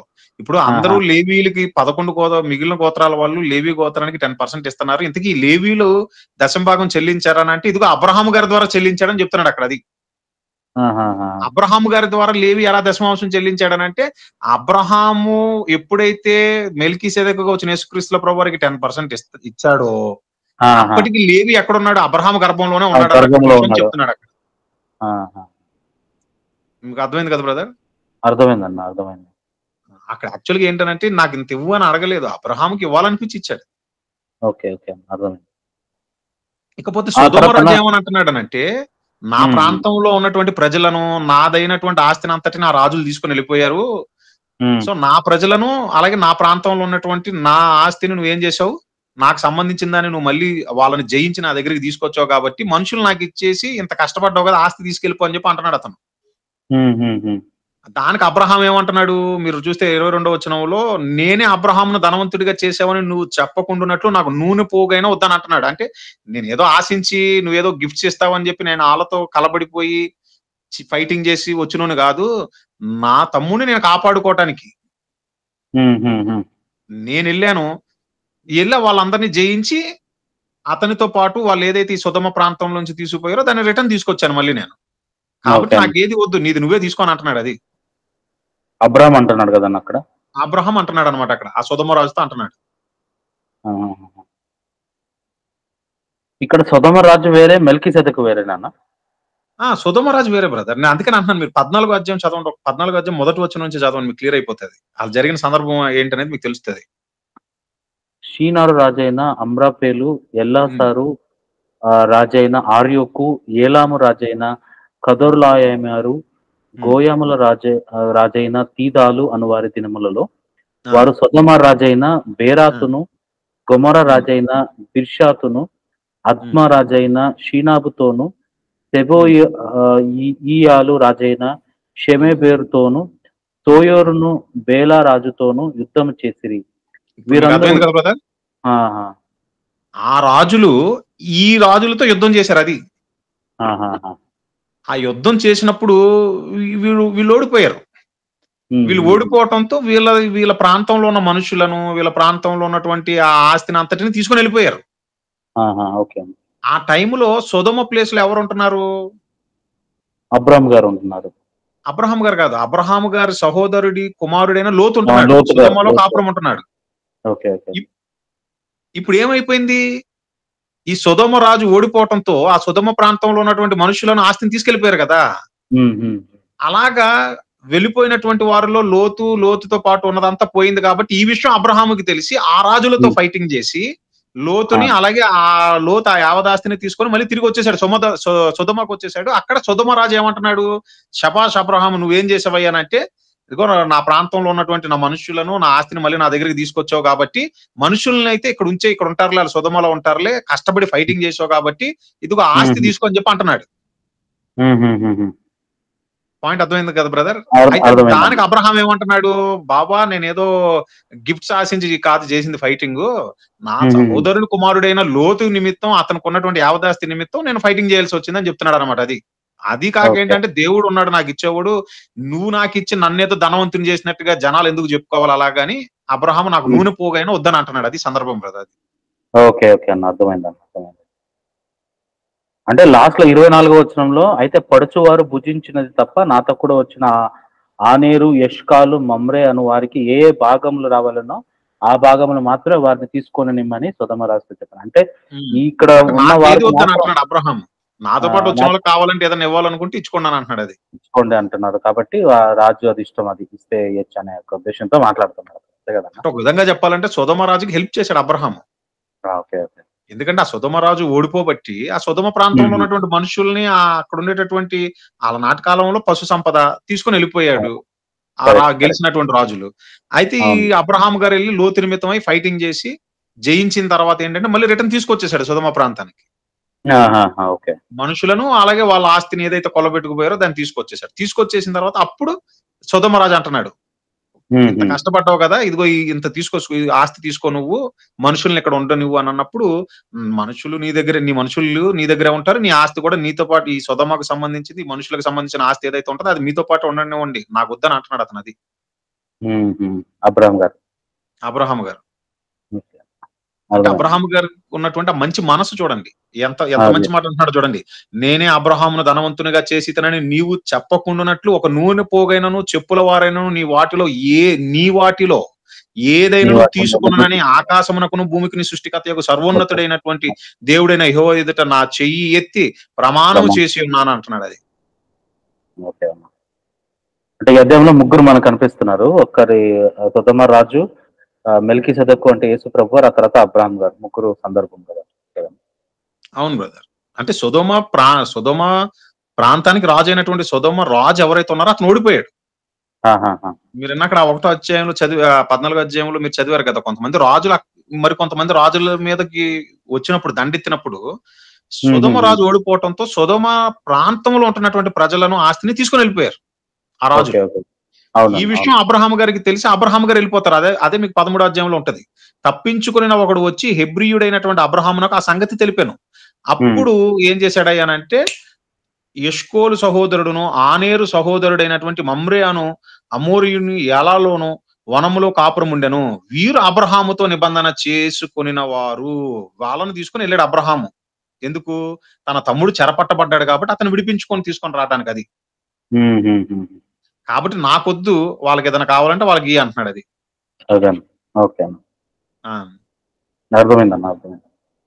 అర్థమైంది కదా బ్రదర్? అర్థమైందన్న, క్లారిటీ వచ్చింది, అర్థమైంది. థ్యాంక్స్ అన్న.